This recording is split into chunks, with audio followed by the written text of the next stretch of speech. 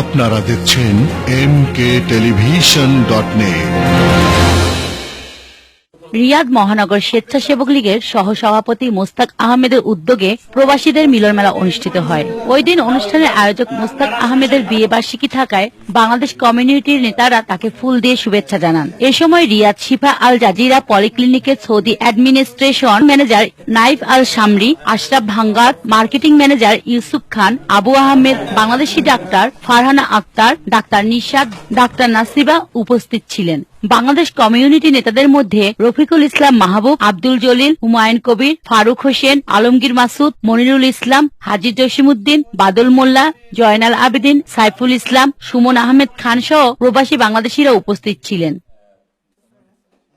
পরবর্তী সংবাদ দেখার আমন্ত্রণ জানাচ্ছি। মৌরি, mkTelevision.net।